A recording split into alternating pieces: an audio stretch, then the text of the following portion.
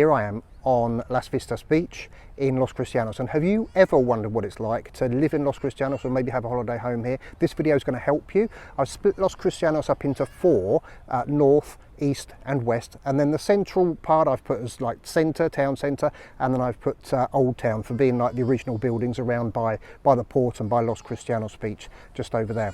So if you ever wondered what it's like to own a property here in Los Cristianos, you will know the best places, and we'll also find out where, if we didn't have so many dogs, where I'd like to live. I don't know if Anna would like to live there, better ask her first really, but where I'd like to live in Los Cristianos as well. Let's get on with the video.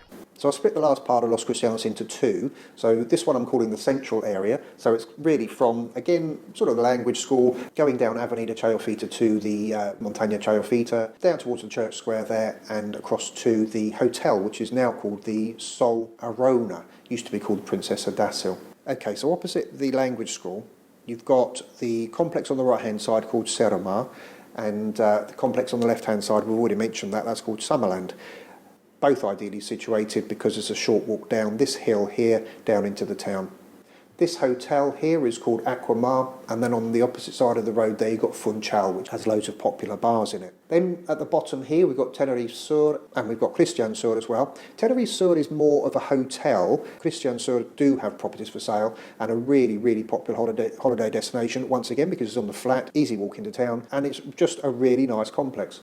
Now I did say to you I'd let you know where I'd like to live, but I'd have to ask Anna first. But this house here is opposite Cristian Sur, but it'd be absolutely hopeless with us with the dogs, because they'd be looking out, seeing everyone walking past and barking their heads off, so I don't think we'd last there very long. And very close to these areas here, you've got the Apollo Centre. Bars, supermarkets and restaurants in this shopping centre. So while I was filming this roundabout, but have a look at this white car here. It's come out, and then it'll decide to cross in front of this one, and the silver one will just carry on round. I mean, it's just absolute madness. Across from the roundabout, you've got this central complex. We'll talk about that in a second. But it really does start residential from here. You've got blocks of apartment complexes all the way along this road. Plenty of shops and bars to service the people living here. And this road here goes all the way up to Montaña Chayofita. So this is really where we're going to stop in the eastern side. So coming back down towards the centre of town, again, many more residential complexes. Not really holiday complexes at all.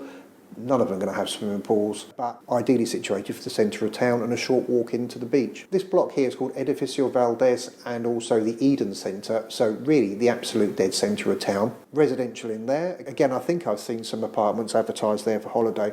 And across from the Valdez, you've got the San Marino complex. Popular holiday destination for many people, and also long-term residents as well. The only downside that some people say about there is that there's the bus station right outside, so it might just get a little bit noisy. And then coming down the road from San Marino down towards the Sol Arona Hotel, the tall one, you've got this area here. It's fully residential, although probably some are rented out for holidays. Not really a holiday type complex. Right next door to the Sol Arona there, and a short, easy walk into town and the beaches. And then opposite the Sol Arona, you've got the Guayero building, you've got El Carmen right down there on the seafront.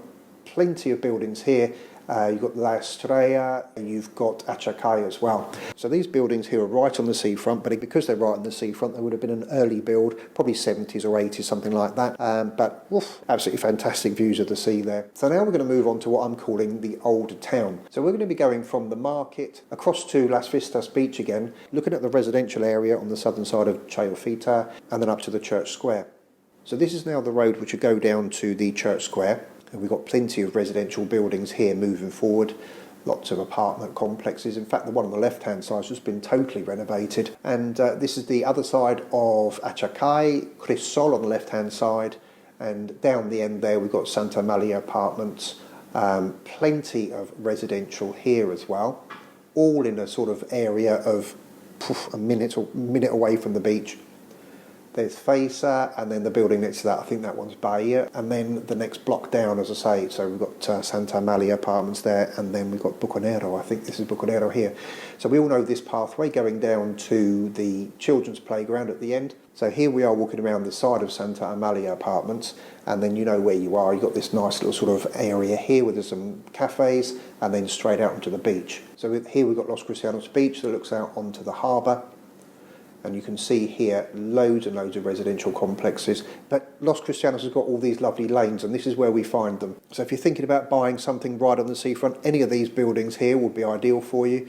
and really central. This is the road that goes down from the church square down to the beach, just full of apartments that potentially could come up for sale. So built into the hill up behind the church square, you've got complexes like eucalyptus and cactus, and there's also some private properties here as well.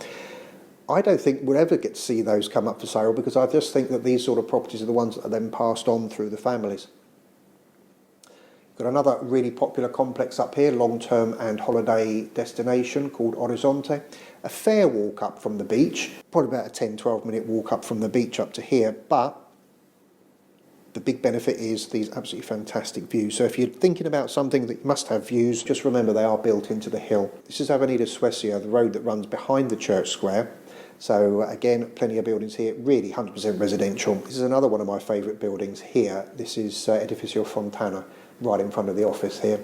Lovely little lanes, loads of bars, and right next door to the beach. So you've got Los Cristianos beach one side, and across the road and you've got Las Vistas beach. So this would be the residential area here for San Telmo. We're at the top of San Telmo now, so you can see all the shops here. Plenty, again, of residential. These buildings won't have pools, but of course you've got the beach within about 30-second walk, so it's irrelevant really. And the roundabout here at the top of San Telmo, and again leading us back into town, going towards the church square, and of course ending up at probably one of my favourite places of Los Cristianos of all time.